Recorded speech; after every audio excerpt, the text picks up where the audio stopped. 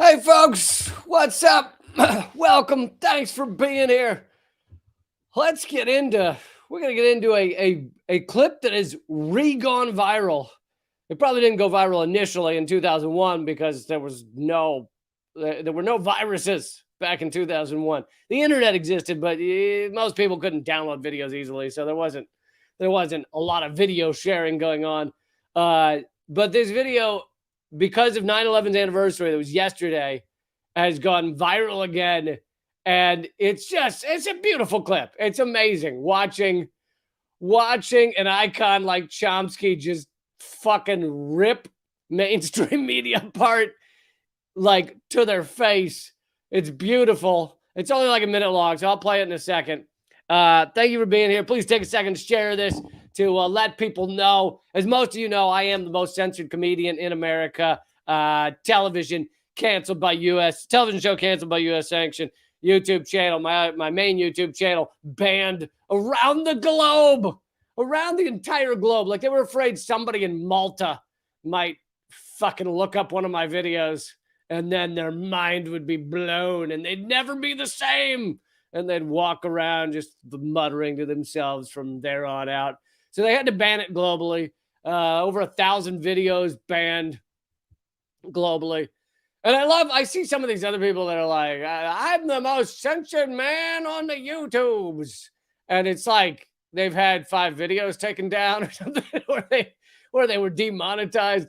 And I'm like, dude, yeah, that's not good. I don't support that. But there's a little difference between having 5 videos taken down and your entire channel banned around the world.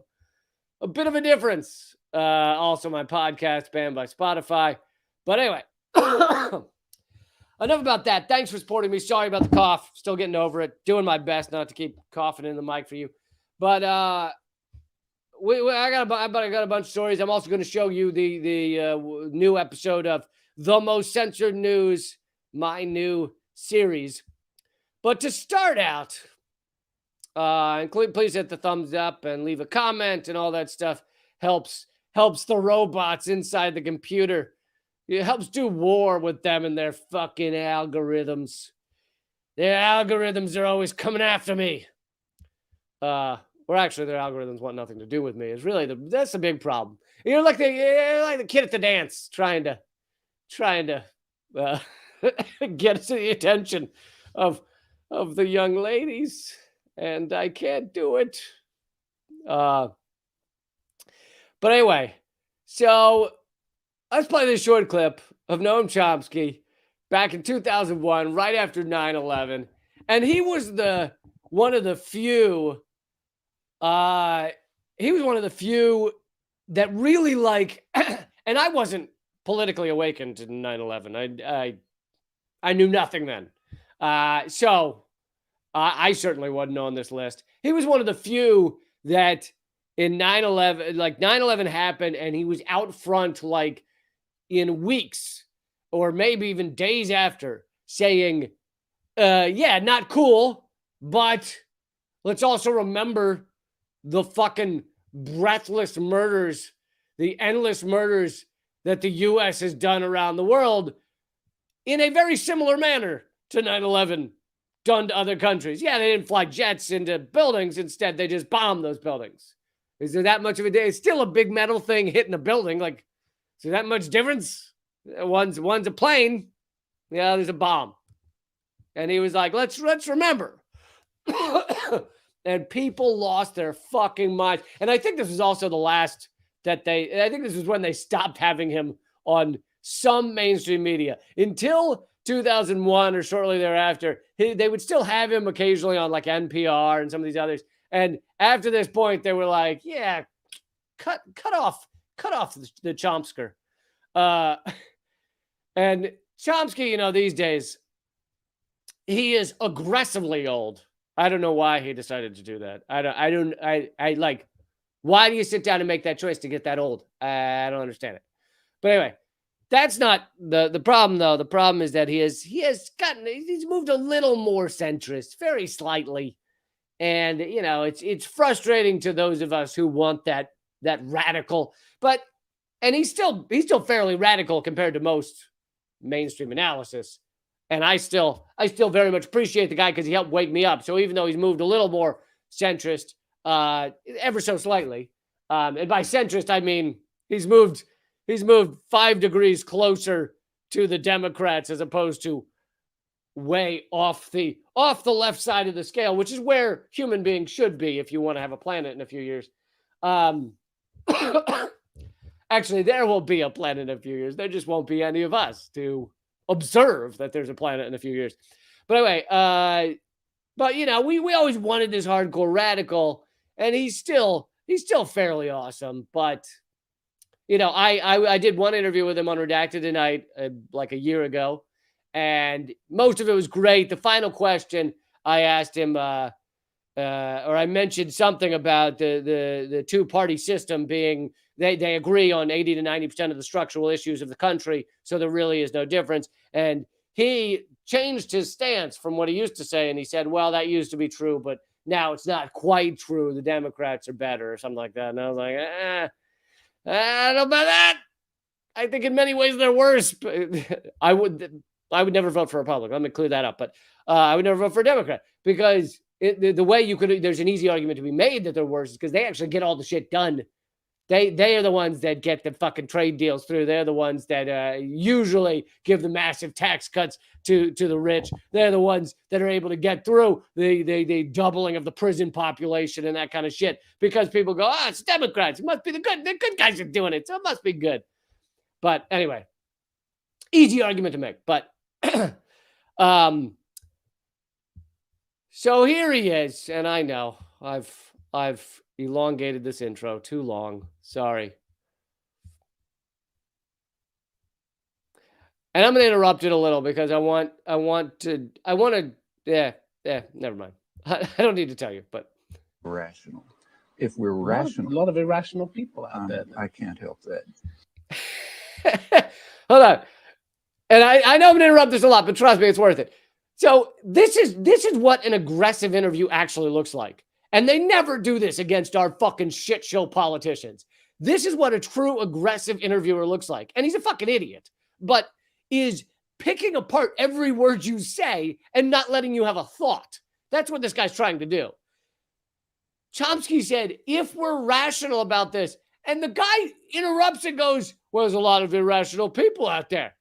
And it's like, dude, who the fuck cares if there's a lot of irrational people out there? Do you not want to be rational? Chomsky said, if we're rational about this, and the guy interrupts, what about all the irrational people? Oh, yeah, you're right. I forgot about them. Let's do what they're doing. Let's be irrational. Now, you fucking idiot. He said, let's be rational about this, and you interrupted that? That's a problem? You can't even handle that statement? Ugh.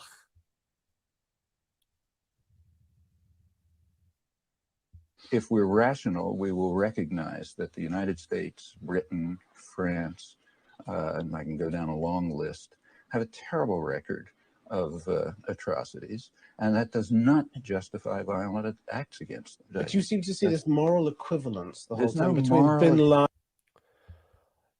Now, let me just pause there because nothing Chomsky just said is even mildly incorrect or even arguable.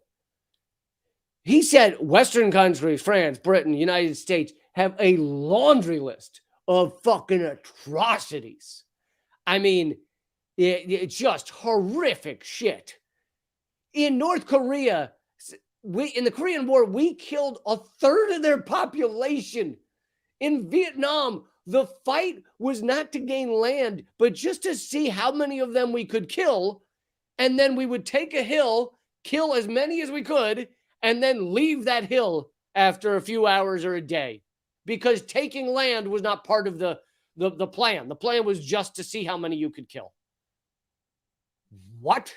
I mean, the atrocity, of course, that's just two examples. And then, this is 2001, this interview, so unbeknownst to them, they were at the beginning of 20 years of massacre by the United States called the War on Terror that has killed 6 million people. Those are the latest estimates, 6 million people. And so, of course, nothing Chomsky has said is even arguable. And then this guy's like, well, you want to make a moral equivalence. So, all right, let's keep going.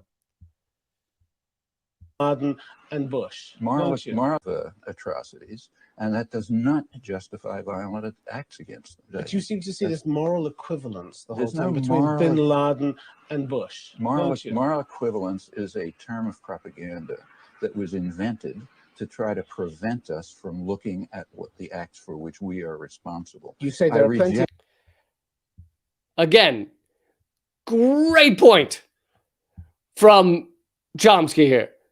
The guy doesn't actually want to hear what Chomsky just said, which is the U.S. and Britain and France have a laundry list of aggressive massacres, just awful, awful shit. And he doesn't want to hear that. So rather than take that in and discuss it, he wants to cut off the discussion by going, "You make a moral equivalence." And he's like, I'm not making a moral equivalence, which is a term that's just used to shut down discussion. bin Ladens on Equivalence is a term of propaganda that was invented to try to prevent us from looking at what the acts for which we are responsible. You say there are plenty of reject bin that Ladens on both sides. Pardon? You say there are plenty of bin Ladens, There are bin Ladens all over the on world. both sides. There are That's plenty of moral monsters. equivalence. No, That's it's not. polemic. It's not moral equivalence. There is no such notion. There are many different dimensions and criteria. For example, there's no moral equivalence between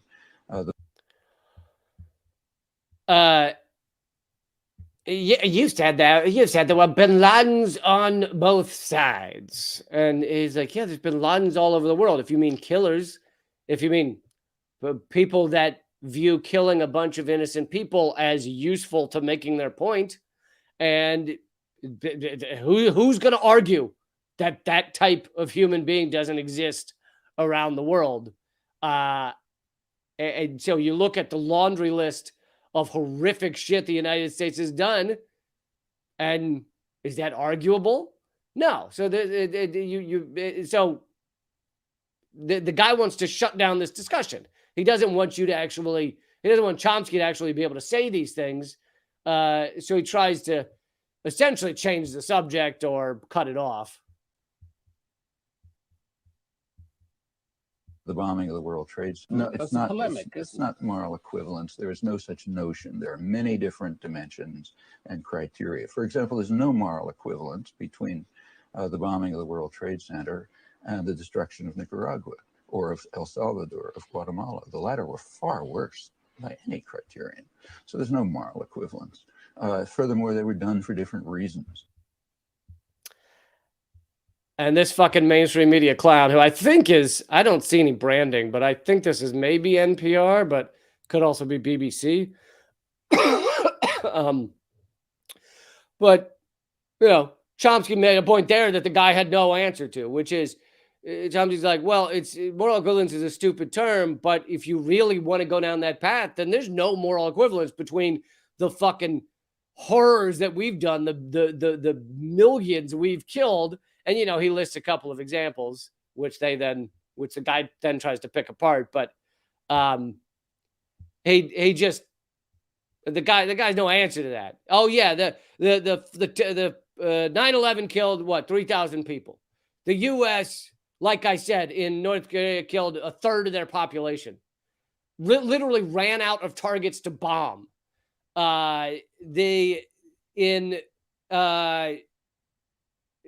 If you look at other examples, all of our fucking wars and coups and that we've caused, and obviously you go back to slavery, that fucking crime against humanity, the dropping of the atomic bombs.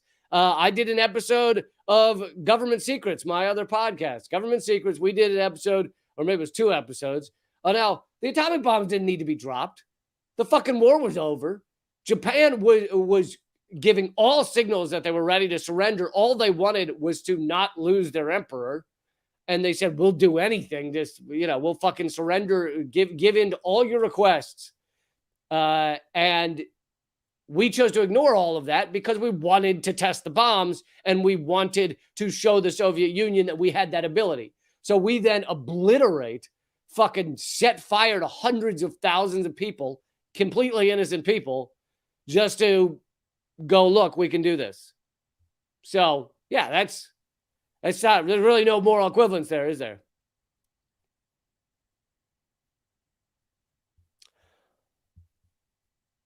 and they were done in different ways.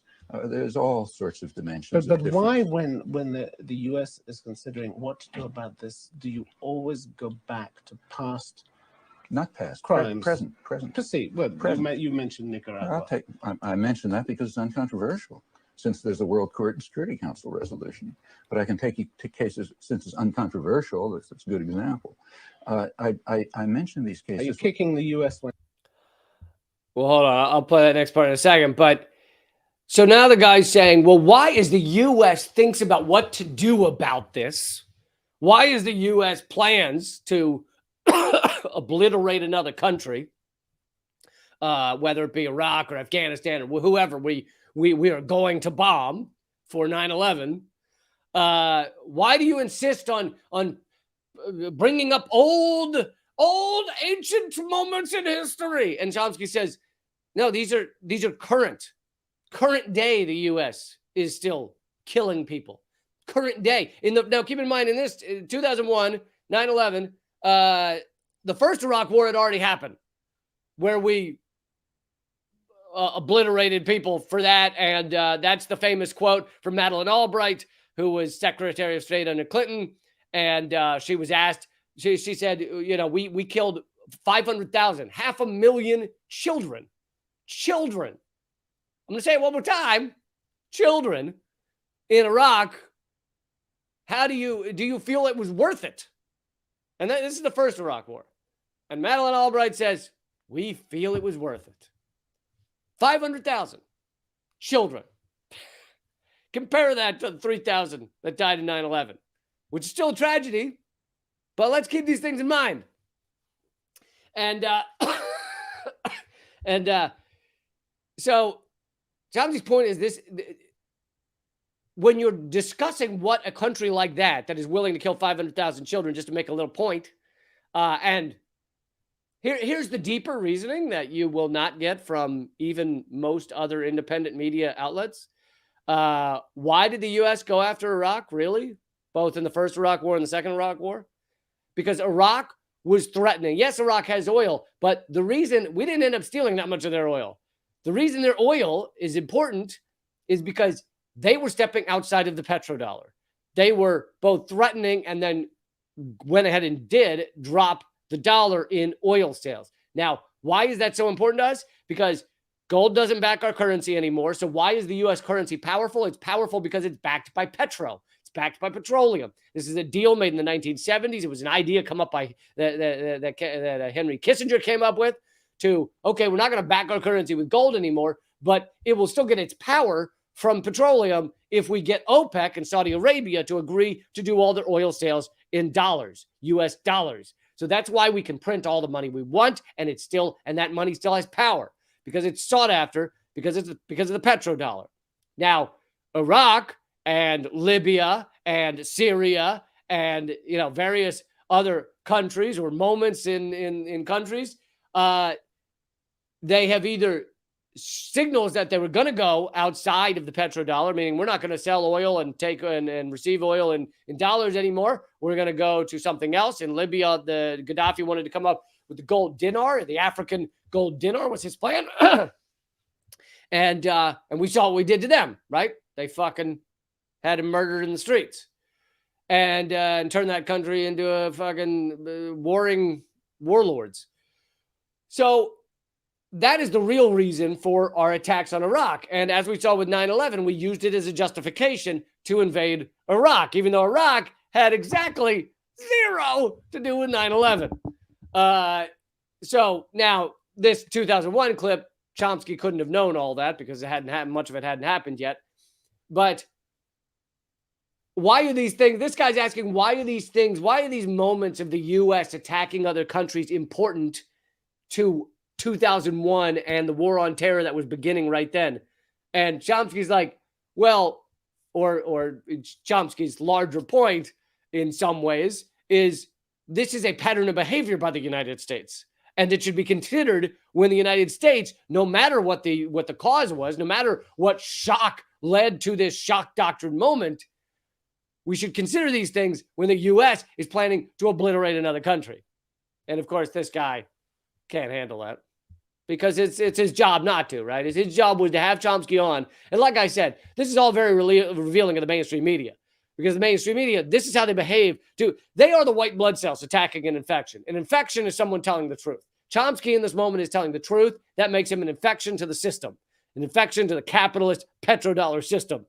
And so this guy, this fucking clown, and the mainstream media in general, writ large, is they behave like white blood cells, and they attack the infection, which in this case is Chomsky. In my case, was me, and you know, I was the infection, which is why my show had to be shut down, and you know, many others on RT America, like Chris Hedges and Jesse Ventura, and you know, we had to be shut down or censored largely. You know, Assange obviously was one of the biggest infections to the system because he was revealing truth in a much larger way. Actually, I'm gonna get back to Assange in a minute.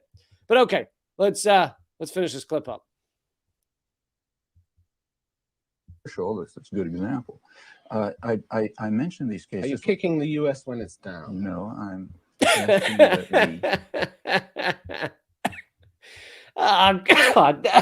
That comment is one of the stupidest things I've ever heard in my goddamn life. By revealing the truth, by revealing our reality that we sit in, that the mainstream media will never fucking mention, are you kicking the U.S. while we're down? Are you allowed to tell the truth while the U.S. after the U.S. has been attacked? Like, fuck yourself, dude.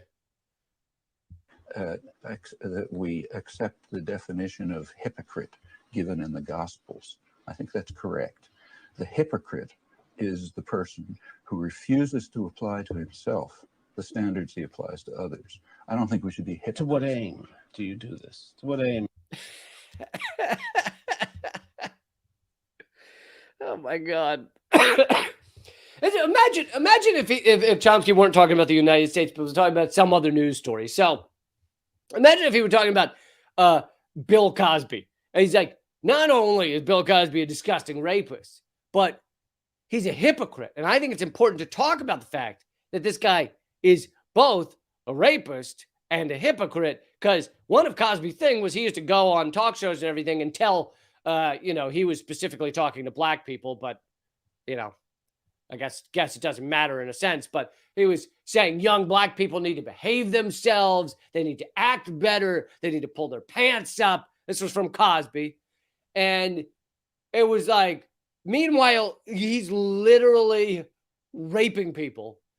And so imagine if Chomsky were doing an interview and he was like, Cosby's a rapist and a hypocrite. And this guy were like, to what aim are you saying these things about Bill Cosby? Why would you call him a hypocrite right now while he's facing a trial? Why would you call him a hypocrite? Are you kicking a man while he's down? Like, if it were done in that circumstance, everyone would instantly be like, what the fuck's the matter with this guy? But instead, because it's the U.S., rah, rah, rah, America, patriotism, flag tattooed on the ass, people go, they hear that and they go, yeah, don't kick America while we're down. Meanie. Do you wish to point this out? Because I think we should try to rise to the level of minimal moral integrity. Once we can rise to the level of minimal moral integrity, then we can discuss these issues seriously. If we can't even rise to that level, there's any point to talking. Minimal moral integrity requires that if we think something is wrong when they do it, it's wrong when we do it rationally. I love that line. That was just like, that was the debate version of just fucking punching the guy in the face, and he's already like dizzy, like, and he's like, minimal moral integrity. Ah, that was so beautiful. And that guy had no answer. He was just like, just could you please stop saying minimal moral integrity at me? Because it's really, oh God, stop saying minimal moral integrity, please. His head snaps back over and over again. Oh, it reminds me of the only time I've seen something that beautiful done in a mainstream outlet before was when Cornel West was, because Bernie Sanders had done so well in the primary and they had to rig it against him in order to beat him. But they ultimately got him to concede. And one of the offers that they gave him to concede was that he'd have people on the Democrats platform committee to decide what the Democratic platform is, which is fucking hilarious because the Democratic platform is meaningless. Like, they can put things on it. Hey, I'm going to write on the Democratic platform that we care about climate change. I'm writing it right here. Can you see? Look, this imaginary whiteboard is right. It's right here. I'm writing it down. The platform is meaningless. Fucking wildly meaningless. But so anyway, because Bernie Sanders was able to extract at least that promise from them, that quasi-meaningless promise from them, Cornel West was on the platform committee. And there was a moment in the platform committee where they have to vote to send each set of to move the platform along in the process. They vote as a group, and they try to make the voting anonymous, but not anonymous, unanimous. They try to make the voting unanimous because that looks good, right? Everybody agreed on these tenets to the DNC platform. And so one of the ones that they had debated, but they ultimately did not put it in there, is that the Democrats gave a shit about Palestinians. They were able to extract that out when Cornel West or someone else had put it in there. And so it wasn't in there. And so Cornel West voted against moving the platform forward. And they tried to talk him out of it. And so you see the guy, I don't remember who it was, but you see the guy talking to him, and they're sitting at a big table. And they're like, you got to understand, this is not the final platform. We're just voting to move it to the next step. Like, if you don't just ignore the fact that Palestinian cause has been ripped out of it and just move it along. But so we're just voting to move it along. And Cornel West gives this short speech where he goes, listen, no offense to everyone here, but if we can't even talk about the Palestinian cause, if we can't even talk about, and he said some other things, apartheid, if we can't even talk about our oppressed brothers and sisters in Palestine, then I cannot vote to move this platform forward. And that is no offense to everybody else here. That is none offense intended. But that's not how I was raised. That's not the moral beliefs I was raised with. And that is no offense to anyone else here. And it was so amazing because everybody else there is like, I think he means offense to everyone else here. And Cornel West has this beautiful way of being like, this is not an accusation against any of you all. But of course it is. I wasn't raised this way, but fucking you were. Of course it is. So beautiful. Anyway, so that was him just fucking beating them down as he voted against the platform, which ultimately was, as I said, meaningless anyway. But so I wanted you to see that. All hail the previously radical Chomsky, whose books throughout his career are all still incredibly priceless in terms of information, even if there's a few things nowadays that I may have qualms with. But, you can't. It's like an athlete. You can't expect him to be in his last years. He's not going to have quite the game he had in the early times, right? Fucking, he's still swinging for the fences some of the time. Rafael Nadal is still winning occasional grand slams. But when you see him out there, he doesn't have quite the spark. There's not quite the fucking, but what do you want from the guy? He's played 9 billion hours, Chomsky's been out on the court. He's been out in the field fucking playing for 90 years. So anyway, that clip has gone viral. I want to say again, but I assume it didn't go viral when it first came out because 2001, back in 2001, to download just a single photo of tits, which was what I was generally downloading back then. I didn't say I'm not trying to be gender normative or whatever. I didn't say male or female tits. Could have been a montage of all kinds of tits. Anyway, just to download that, you remember it would come down in chunks. You just get like, and then 5 minutes would go by, and you were like, could you get to the nipple?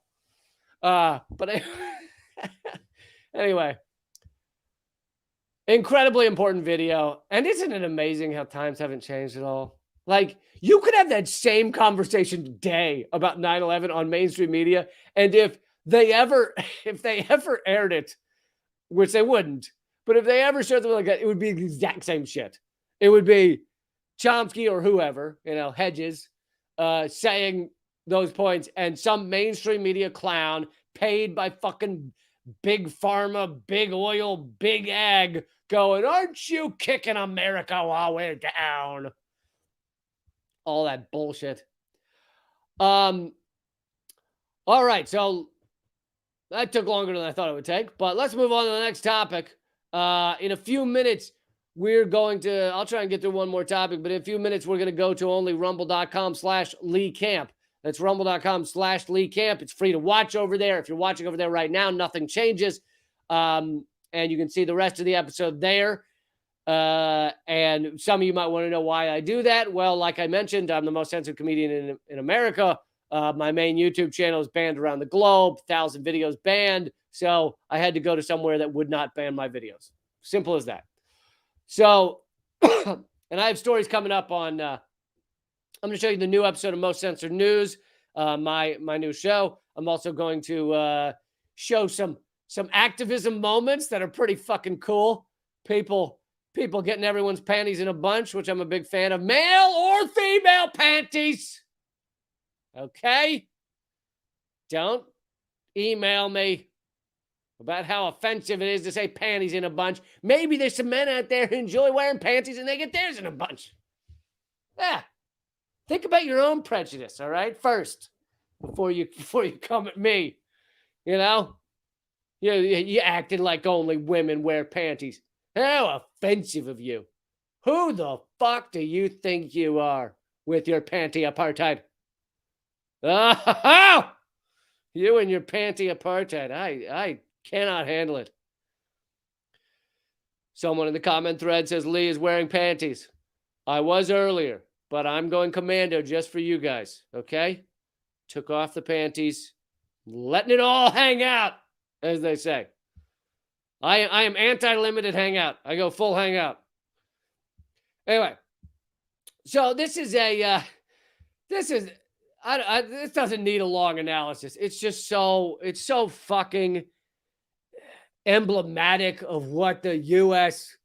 government is, what we do, what we are. It's goddamn pathetic. And it just shows exactly how we behave even when a country is in need, even when a country is not wronging us, but fucking in need. So Pakistan is like a third underwater. Like, I'm not even kidding. Like a third underwater. Literally whole villages gone.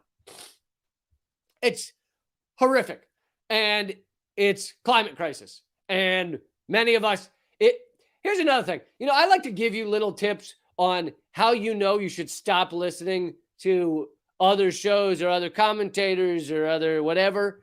And I don't like to get into the tit for tat, this guy said, that guy said bullshit, because I think you do that and you kind of have lost the thread. You make that your life. I'm in a Twitter battle with Benedict, but that gets hits, so everyone does it. Anyway, but I like to give you little factors you should look into, and it's a good way to know whether you should fucking not listen to these people anymore.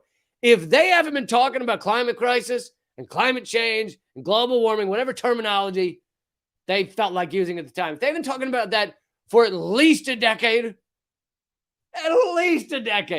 unless they're 23 years old. But if they're over 30 and they haven't been talking about that shit for at least a decade, then you should stop listening to them, because clearly they're incapable of seeing the writing on the wall, of predicting the future, judging by current facts, of seeing where things are headed, of looking at the science. And if incapable of doing that, then you probably don't need to be listening to them. So minimum 10 years, honestly. Maybe 9 if you think they're funny. If they make you laugh, 9 years. Other than that, 10 years minimum talking about climate crisis. All right. So Pakistan's underwater. Incredibly awful there. And here's Steven Simler. He does articles with data analysis that's amazing. And they're all, if you want to get all his stuff, it's at radindiemedia.com, RADINDIE media.com, completely free to read stuff over there. Steven Simler shows the State Department press release. And he says the State Department saw the devastating floods in Pakistan and responded by approving $450 million of weapons to them, selling weapons for $500 million. And here's the press release from the State Department. September 7, 2022, the State Department has made a determination approving a possible foreign military sale to the government of Pakistan of F-16 case for sustainment and related equipment for an estimated cost of $450 million. There you go. We're selling them weapons to deal with their climate crisis. Here's what you can do is if you take the F-16 and you duct tape the windows closed, then it will float. If you were to put a bunch of those on top of each other, you could have a floating structure of sorts. So if we sell them, 15 F-16s, then they could duct tape those together and live inside of those as they float on the new water Pakistan.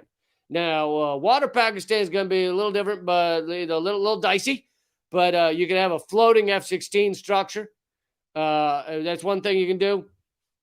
We're giving them grenade launchers that you can use to, those boats where you stick a stick in the water and you that's how you go. It's like they use them in Venice or Italy or some shit. You can use a grenade launcher as that stick to make the boat go. So we give them a bunch of grenade launchers and they stick that in the water and they can, push themselves forward on the new water world that they're very excited about in Pakistan.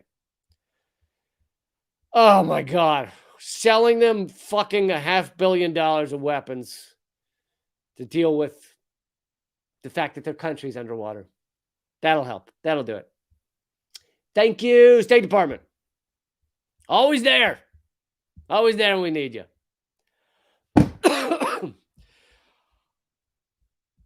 All right, so I want to move into some of the activism that two big activist moments that have happened in the past few days. And I like to do this for a few reasons, even if it's a smaller event, smaller activity or whatever, because they often get such little media coverage. And I think it's important to highlight these things because we live in a system where voting is something you should do, but it is borderline meaningless, especially on the federal level. So do it because there's nothing the corporate elite would love more than for all of you to sit home and not vote. But if you want real change to happen, it needs to happen in a myriad other ways. And some of those are activism that interrupts business as usual.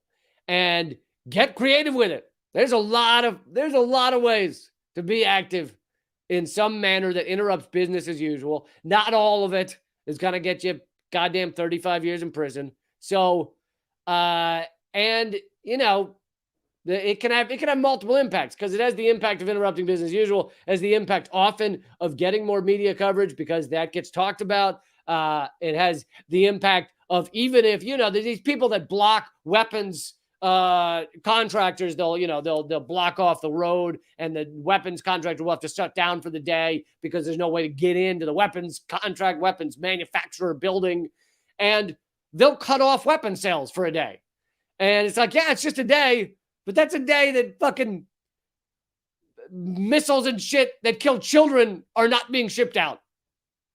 That child's going to live one more day, get to enjoy existence one more day because you blocked that roadway. So it's stuff like that, yeah, may seem small, but I think it's impactful. And then, of course, there's much larger ones that interrupt business as usual. Someone said general strike. I'm all for that, although that a general strike takes a lot of organizing. So, and you know, I think organizers are the most powerful, impressive people in the world. I don't consider myself one, and I think it's sometimes a bit like grandiose or I don't know, naive for a commentator online to just keep yelling general strike without the organizing aspect. So I think organizers should definitely work on something like that. But of course, there are many strikes on much smaller levels that have big impacts.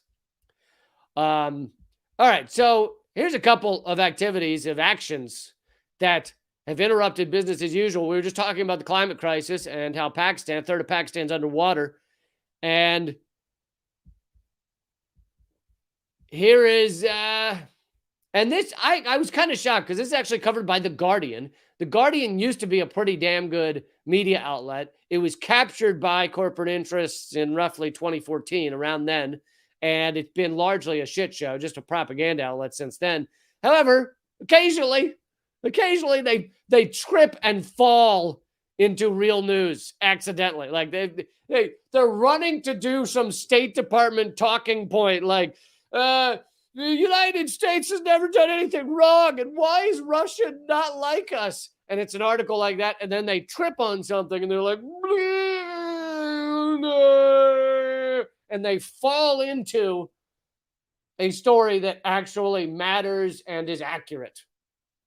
I don't know what they leave around the newsroom that they're tripping on. It doesn't happen often. So they fall face first into some actual accurate news that could be important. So here they are. This is The Guardian talking about tire extinguishers, and they spell it wrong because they're British, I think. Is that, do the Brits really spell tire with a Y? Or is that just the name of the group? No? Yeah, they actually spell tires with a Y. What the fuck? That's pretty weird. That's even weird for the Brits. I mean, yeah, there are other things I get. Most of the other spellings, it's like they're going with the old way. Theater with the R-E at the end. All right. I get it. But T-Y-R-E, I don't know. Because tires aren't even that old of a thing, right? There wasn't. I don't think Shakespeare was talking about tires. Anyway. Tire extinguishers claim more than 600 SUVs disarmed in one night. And here's the thing. I know some people are like, fuck that, man. I got an SUV. But it's like, dude, what do you want people to do? We're literally setting the world on fire. Like, activism as a whole should be growing to every segment of our society in a large way. And I'm just celebrating fucking anything. Like, even if I personally had an SUV, I don't have a car, but even if I personally had an SUV, I'd be like, yeah, but I probably shouldn't. These guys are probably right. Like, like if I were getting ready to take a flight and they ran out on the tarmac and fucking let the air out of the flight tires, I'd be pissed that I was going to show up late, but I'd be like, but they're right. Yeah, they're right. That we can't just keep destroying the world. It's like if they stop a lumber factory from fucking knocking down 1,000 trees And if I worked there, I'd be like, this kind of sucks. We don't get to knock down trees today, but probably shouldn't be knocking down all these trees. Like, you can understand both sides, I feel like. The climate activist group, the Tire Extinguishers, has claimed its largest night of action yet against SUVs with more than 600 vehicles disarmed across 9 countries over the night, marking 6 months since the launch of the campaign, which encourages people to covertly deflate the tires of SUVs. Activists took action in the UK, France, Germany, Switzerland, the Netherlands, Norway, Denmark, the Czech Republic, and Canada. And here's a quote from their press release. Courageous citizens all over the world last night deflated tires on at least 600 SUVs, and the movement has now deflated tires on around 9,000 SUVs in cities across the world since March, striking continuously and look set to pass their goal of 10,000 SUVs deflated by Christmas, the statement says. The group has said its aim is to make it impossible to own an SUV in the world's urban areas, condemning the vehicles as unnecessary luxury emissions flaunted by the wealthy that are a climate disaster, cause air pollution, and make our roads more dangerous. It points to research published in 2019 by the International Energy Agency that found SUVs were the second largest cause of the global rise in carbon dioxide emissions over the past decade. And this has a lot to do with the way the Western world lives, because most people owning an SUV is not a rich thing. Like, it's not like everybody with SUV, especially those leasing one, have tons of money. But it has to do with the way the Western world lives. And, I, of course, include myself in that. Living in the United States, you are going to live a certain way for the most part, unless you live in a cabin in the woods. And I think we should probably be reanalyzing the way this shit works. And that doesn't mean we should all be in a cabin in the woods. It means that we need to change our systems. And clearly, our politicians, who are all sociopaths and all owned by corporate America, they're not going to do anything. So it's about interrupting business as usual, making people think about this, making people actually deal with this. The time for talk, and unfortunately, I'm a talker, but the time for talk seems to be quickly going by the wayside, which sucks because I like talking. But I think that those of us that are, and by the way, the other streams are going to cut off now, and we're going to keep going on rumble.com/Lee Camp. So please join me there, completely free to join me there. And I'm going to show you the new episode of The Most Censored News, my new show. But I think you need to encourage and support pretty much all forms of activism that are standing up against our obliteration of the planet.